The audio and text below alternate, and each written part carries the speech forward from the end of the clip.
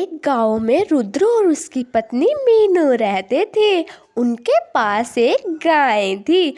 उसका दूध बेचकर वे अपना घर चलाते थे।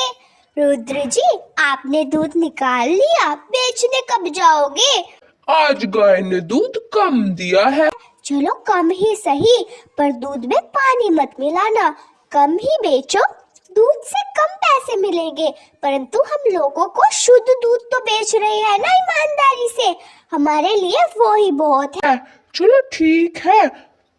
रुद्र दूध बेचने जाता है। दूसरी ओर सक्षम और उसकी पत्नी रानी भी दूध बेचते थे। सक्षम अपनी पत्नी से कहता, सुंदरी रानी, पानी की बाल्टी लेकर आओ। ये लो बाल्टी। सुनो सक्षम जी, क्या तुम रोज रोज दूध में पानी मिलाते हो क्या? किसी को पता नहीं चलता? पता भी लग जाए, मुझे क्या फर्क पड़ता है। मेरे सिवाय इस गांव के लोग किसी और से दूध नहीं लेंगे। क्यों नहीं लेंगे? रुद्र से ले सकते हैं। हाँ, उसके पास तो एक ही गाय है। गांव के लोगों को देने के लिए उसके पास दूध ही नहीं है। सक्षम दूध में काफी पानी मिलाता है। देखो रानी, 3 बाल्टी मैंने इसमें गेर दिया और मैंने 5 बाल्टी दूध बना लिया है। इस बार तो फायदा ही फायदा होगा। जब सक्षम दूध बेचने जाता है तो बताओ चाचा, कितना दूध चाहिए? मुझे दूध नहीं चाहिए, क्योंकि मैंने रुद्र से ले लिया है। सोच रहा हूँ अब से उससे ही दूध लूंगा। उसका दूध बहुत अच्छा होता है। यह सुनकर सक्षम बहुत ही जलता है। मन ही मन में रुद्र से ईर्ष्या करता है। अपने घर आ जाता है। इस रुद्र को तो कुछ ना कुछ करना ही पड़ेगा। गांव के लोगों को शुद्ध दूध देकर मेरा नुकसान कर रहा है। मैं इस रुद्र को नहीं छोड़ूंगा। उसका क्या करना है? करना है तो उसकी गाय का करो। रुद्र की अगर गाय ना रही तो दूध कहाँ से बेचेगा? लोग हमसे ही दूध लेंगे। क्या मतलब है तुम्हारा? अगर रुद्र की गाय ना रही तो सभी दूध सक्षम से ही लेंगे। आज रात ही मैं गाय को मार दूंगा। सक्षम रात को जब सब सो रहे होते हैं तो गाय के घास में जहर मिला देता है। जब रुद्र सुबह गाय के पास जाता है तो देखता है उसकी गाय मरी पड़ी है। जोर जोर से रोने लगता है। हाय मेरी गाय, हाय, ये क्या हो रहा है? ओए सक्षम, तूने मेरे साथ ठीक नहीं किया। तूने मेरे साथ बहुत गलत किया है। हाय राम, अब मैं क्या करूँगा? चुप हो जाओ जी, अब रोने से क्या होगा? उसे जाना था, वो चली गई। हम अब कैसे जिएंगे मीनू? अब तो गाय खरीदने के लिए मेरे पास पैसे भी नहीं है। मेरे पास कुछ पैसे हैं, मैंने राशन के खर्चे से बचा कर रखे थे। ये ले जाओ और गाय खरीद लाओ।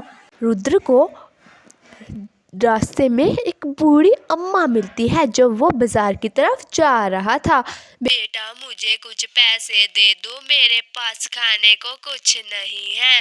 मैं कई दिन से भूखी हूँ, दे दो ना बेटा कुछ पैसे। ये लीजिए माँ जी पैसे। बेटा तुम ये पैसे लेकर कहाँ जा रहे थे? मैं एक ग्वाला हूँ। मेरी गाय मर गई है और गाय लेने शहर जा रहा हूँ। मेरे पास एक ही गाय थी, वो भी मर चुकी है। बेटा मेरे पास एक गाय है, उसे तुम खरीद लो, वो भी बूढ़ी हो गई है। अब मुझसे गाय की सेवा नहीं होती। रामू पैसे बुढ़िया को दे देता है। वह गाय लेकर घर चला जाता है। रामू घर जाकर सारी बात अपनी पत्नी को बताता है। उसकी पत्नी कहती है, चलो ठीक हुआ, जो होता है अच्छे के लिए होता है। हमें भी गाय मिल गई और बूढ़ी अम्मा को भी कुछ पैसे मिल गए उसकी जरूरत के। जब रुद्र रात को सो रहा था तो उसे सपने में बूढ़ी माँ दिखती है। बेटा उठो, दूध निकाल लाओ, इस गाय का दूध जादुई दूध है। ग्वाला उठता है, वह दूध निकालता है तो बाल्टी में सोने का दूध निकलता है। वह सारी बात अपनी पत्नी को बताता है। जिस बुढ़िया से मैं गाय लाया था उसने सपने में मुझे बताया था कि ये गाय जादुई गाय है। रुद्र गाय का दूध दूध बेचने सुनार के पास जाता है।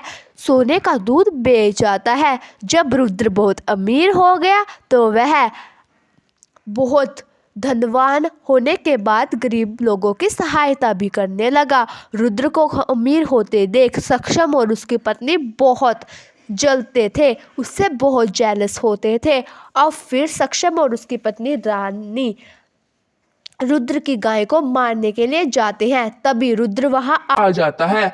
ये क्या कर रहे हो तुम? तुम्हारी गाय को मारने आया हूँ, नहीं छोड़ूंगा मैं तुम्हारी गाय को, मैं मार डालूंगा। इसका मतलब मेरी गाय को भी तुमने मारा था? हाँ, मैंने ही मारा तुम्हारी गाय को। वह रुद्र को मारने लगता है। तभी वहां बुढ़िया आ जाती है। बुढ़िया अपने जादू से सक्षम और उसकी पत्नी में आग लगा देती है और दोनों जलने लगते हैं और वहां से भाग आते हैं।